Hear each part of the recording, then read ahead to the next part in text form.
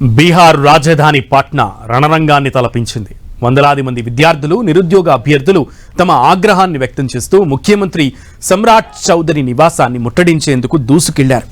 Bihar public service commission నిర్వహించే 70వ పరీక్షను వెంటనే రద్దు చేయాలని, ప్రశ్నాపత్రాల లీకేజీలు, పరీక్షల నిర్వహణలో జరుగుతున్న అక్రమాలపై సమగ్ర విచారణ జరిపి ఉద్యోగ అవకాశాలు కల్పించాలని డిమాండ్ చేస్తూ అభ్యర్థులు ఈ ఆందోళన చేపట్టారు.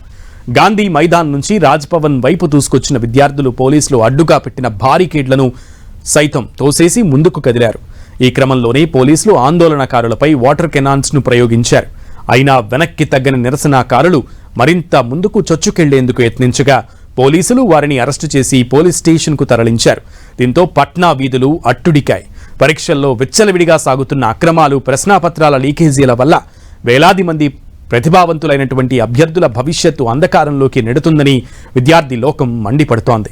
గడిచిన 9 రోజులుగా అభ్యర్థులు ఆమరణ నిరాహార దీక్ష చేస్తున్నప్పటికీ ప్రభుత్వం నుంచి ఎలాంటి సానుకూల స్పందన రాలేదని ఆగ్రహం వ్యక్తం చేస్తూ సీఎం, గవర్నర్ నివాసం ముట్టడికి ప్రయత్నించాయి.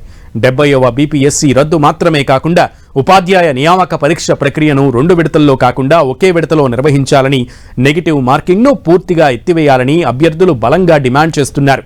విద్యార్థుల ఆందోళన తీవ్ర రూపం దాల్చడంతో కీలక ప్రాంతాల దగ్గర భారీగా బలగాలను మోహరించారు పోలీసులు.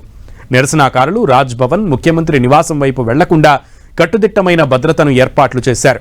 నిరుద్యోగుల ఆందోళనకు ప్రతిపక్షాల నుంచి భారీ మద్దతు లభిస్తోంది. బీహార్ అసెంబ్లీ ప్రతిపక్ష నేత తేజస్వి యాదవ్ ఉప ముఖ్యమంత్రి సమ్రాట్ చౌదరికి బహిరంగ లేఖ రాశారు.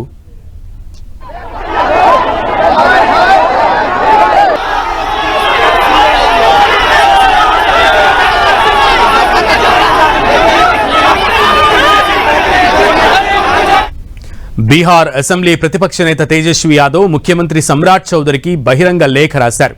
పరీక్షల నిర్వహణలో ఎదురవుతున్న సమస్యలపై ప్రభుత్వం వెంటనే స్పందించి విద్యార్థులతో చర్చలు జరపాలని ఆయన కోరారు. బీపీఎస్సీ, బీఎస్ఎస్సీ సబ్ ఇన్స్పెక్టర్లతో పాటు ప్లానింగ్ నోటిఫికేషన్లు, ఉద్యోగ క్యాలెండర్లను పారదర్శకంగా ప్రకటించాలని, నియామక ప్రక్రియల్లో అక్రమాలకు పాల్పడే మాఫియాపై కఠిన చర్యలు తీసుకోవాలని తేజస్వి డిమాండ్ చేశారు.